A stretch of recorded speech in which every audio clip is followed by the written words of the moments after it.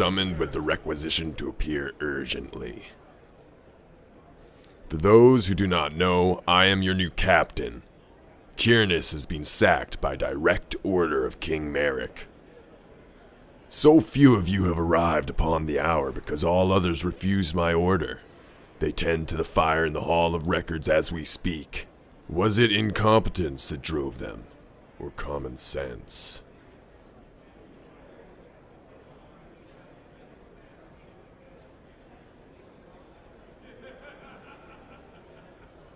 No, you are the incompetent ones. It appears you would risk the lives of folk in this great city hoping to please your captain.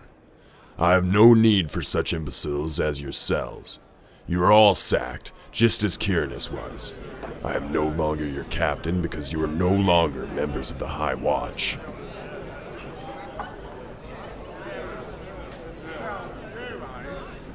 Bile will mark your names and final wages shall be paid. Get out of my sight.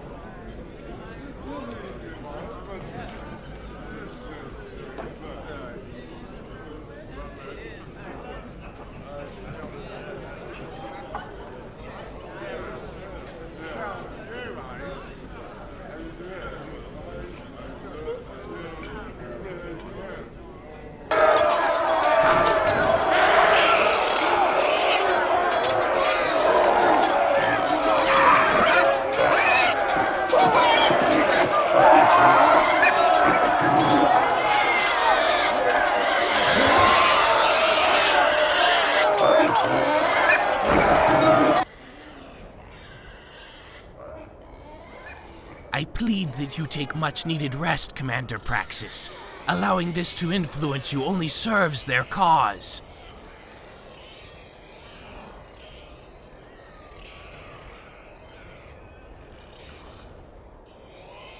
There is an assignment I must charge you with, Xanth. Instruct me, and it shall be done.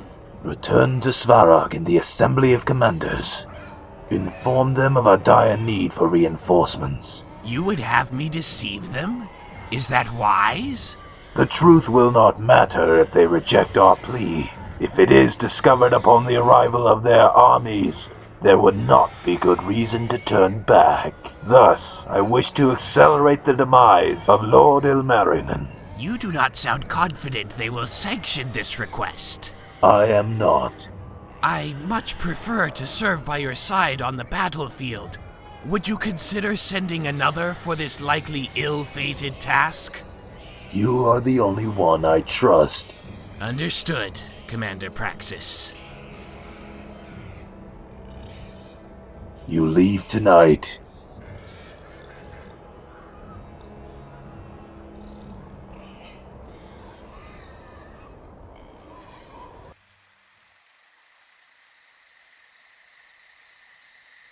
Quite the story, friends. Quite the story indeed. Let me tell you a little more about myself. I am an entrepreneur, that is how you pronounce a word, I believe. Let us say I am a businessman.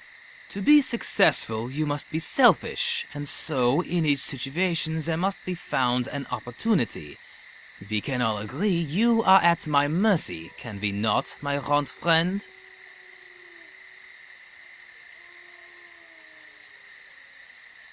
I believe that is a yes.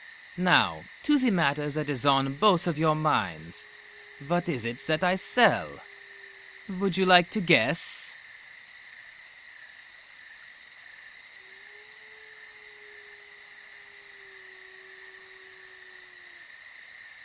Well, you two are no fun. Slaves! Slaves are what I barter.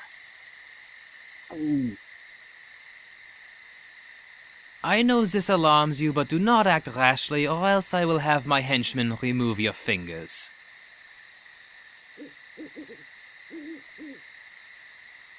Now, as you shared your marvelous tale, I searched for my opportunity. Several are feasible, yet I must be resourceful as I am nimble. Here are my two most viable options. Assuming you have been truthful with me, We must assume Lord Ilmerinen would pay a handsome fee to return you on this journey of yours. In fact, I see this as the most lucrative solution. He would pay extremely well for your cooperation. I know Lord Ilmarinen personally. Thinking of all that gold and silver he would pour upon me brings a smile to my face. Now, to counter, I am well known here. Living on the outskirts of Ilmarinen's land, he would have no trouble finding me after a transaction was made. He is an honorable man. You have no need to worry if promise is made. You do not acquire such status with honor, my friend. He would have reason to punish me. He may boycott my business relations with his people as well. They purchase much of my stock. I cannot have this. Perhaps you have purchased from my stock as well. I am no slave, nor have I been one. There's a first for everything, as they say. Now, another option I must consider is much simpler and, to balance, far less profitable. I could auction both of you to a fellow trader and allow your existence to disappear into a faraway land. I find this to be the likeliest option.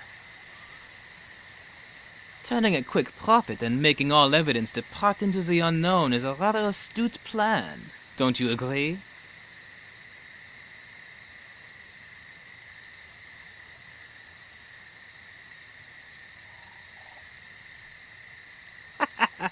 Well, it is good you are so quiet. Your new masters will prefer it so. Look at you, already preparing for your new life. I will take you there.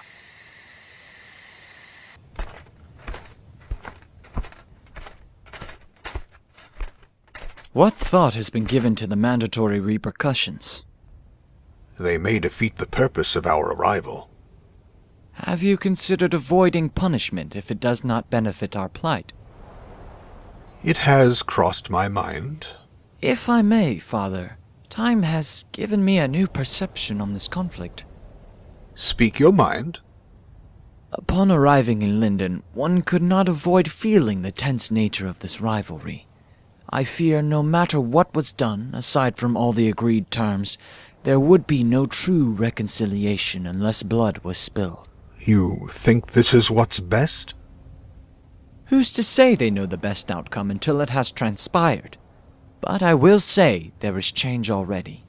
You can feel it in the air. All of the hatred has been settled in this battle.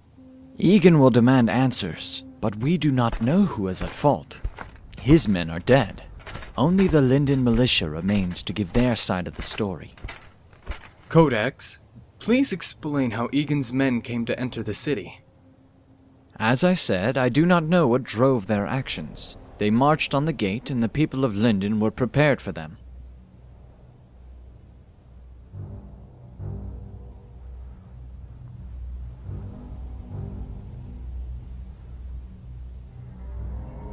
Prepared? What is the question? Why would the Linden militia be prepared for them? I could not say. But you do acknowledge they were armed. Of course they were. No orders were given to disarm while Father deliberated.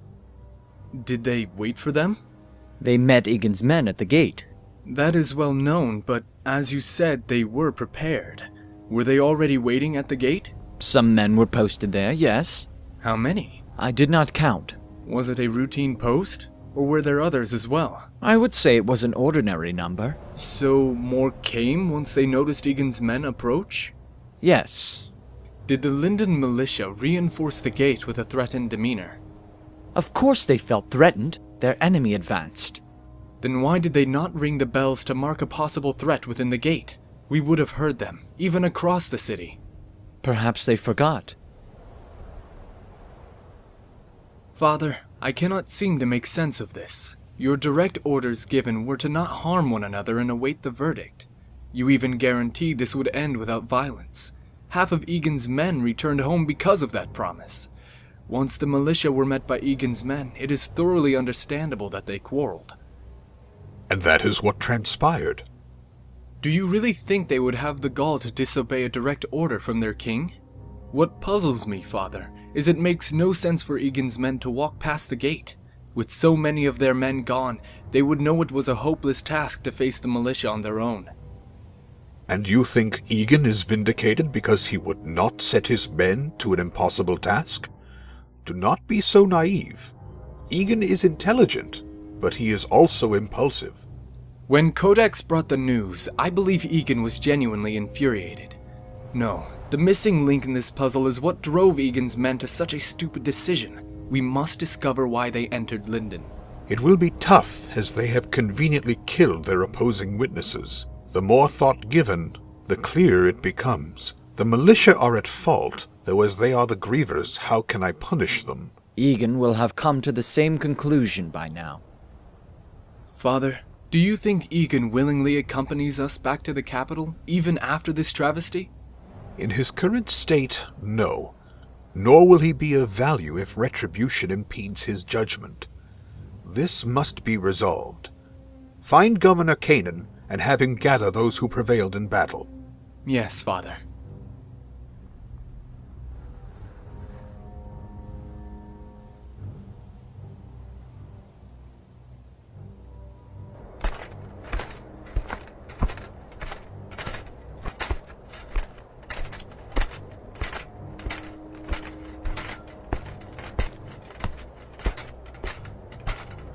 The Assembly has reflected on your speech.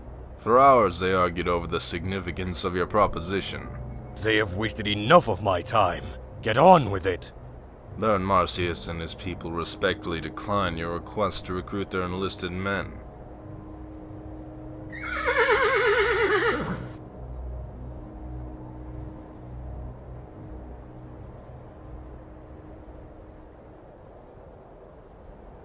Do you see those men?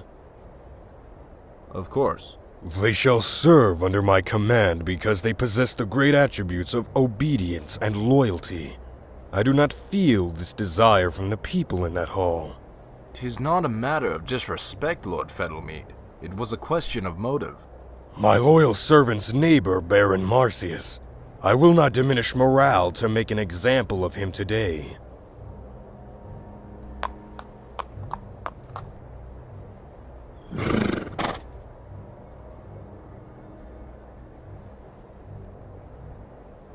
Return to that hall of cowards. Make clear to the old man Marcius, I will not forget this. He has made a grave mistake this day.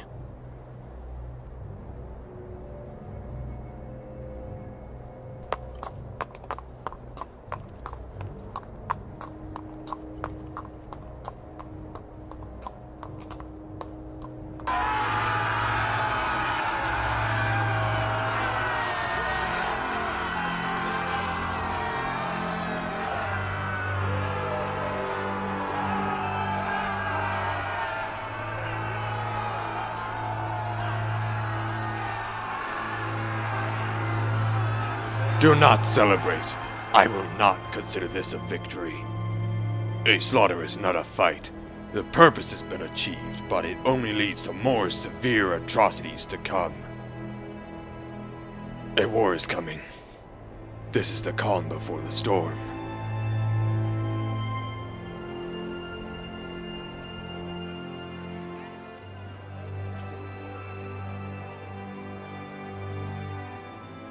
Barkeep, a pint of ale for my friend and I. I must refuse, Captain. Seems you extend your limits and drink earlier by the day. Spare your judgment and leave me be, Bile. The men have been discharged. I do not need to make clear their resentment towards you. Good. Allow them to retaliate and squabble with the High Watchman. Those whom still work will fight to stay employed. Perhaps they will look to inflict vengeance directly upon the man who harmed them. Ha! Let them come. I have the High Watch at my disposal. These men were brothers in arms. Careful not to underestimate the bond they once shared. With the returning soldiers, the ability to provide for their families will matter more than the fondness for one another. They will fear me.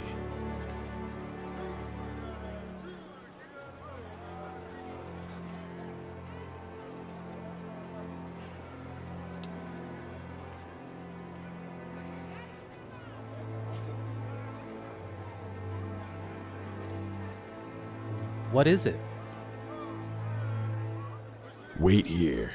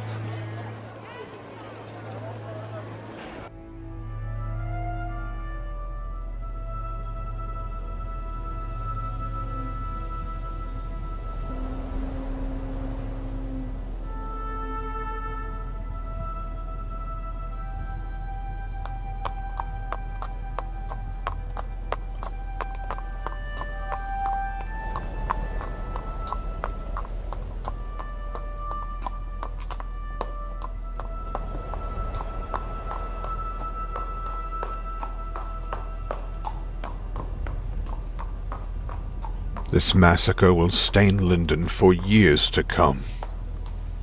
I knew many of these men. Remain calm, Egan. You must compose yourself.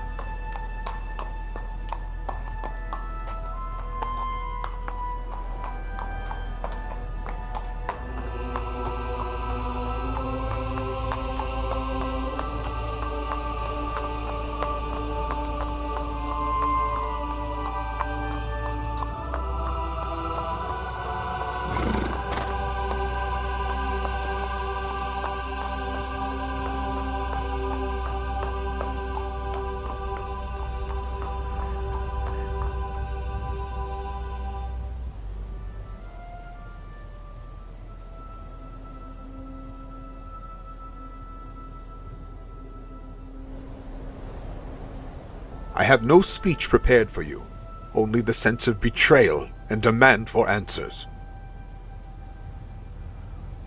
Great King, we beg your forgiveness and accept whatever punishment you see fit to implement. First, I will hear an account of what transpired inside the wall. My king, I must make it evident, we are not entirely at fault. I would, in fact, place the majority of blame on Alvis and the rest of Egan's men. Give us reason to believe you. 'Twas a childish act which unfolded at first. Egan's men shouted insults at our sentries for hours on end. It became insufferable, and the verbal discord was returned in full, perhaps more so. Competitive as men are, it was suggested they escalate the unpleasantries to a fist fight. It was then argued as to where the brawl should take place. Egan's men first disputed it was unsafe to enter the city because of our superior position and number. As my militia refused to meet on open ground, we promised not to insult you, our great king, by breaking the truce you ordered. They met us where you have seen the dead lay. A circle was formed, and several men began to scuffle. Egan's men were surprised to find themselves outmatched in a fair fight and became infuriated. They drew their swords, and we had no choice but to defend ourselves. The most sincere apology would not suffice to deserve your forgiveness, my king. That is correct. You do not deserve clemency for this catastrophe. Nor would Egan's men had they survived. My king, why insult the dead if they do not possess the ability to hear? Because they are equally responsible, I do not see punishment suitable as all have suffered.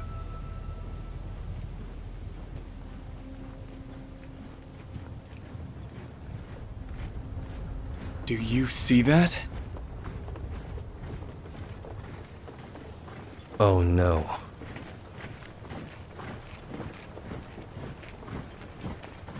Father,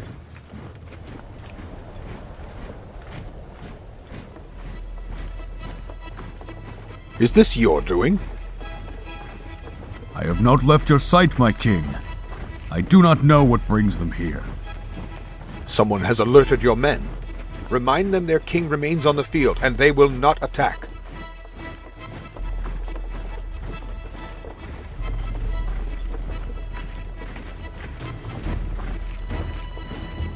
The militia will not retreat behind the wall and recreate the scenario we are trying to rectify.